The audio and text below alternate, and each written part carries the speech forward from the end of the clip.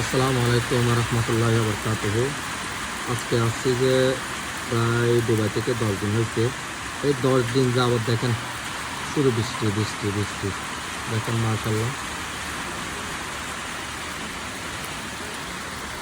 দেখেন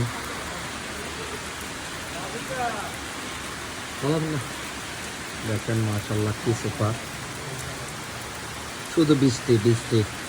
10 দিন হয়েছে, এখনো বাইরে পর্যন্ত হতে পারিনি এই বৃষ্টির জন্য। দেখেন কত সুন্দর মাশাল্লাহ।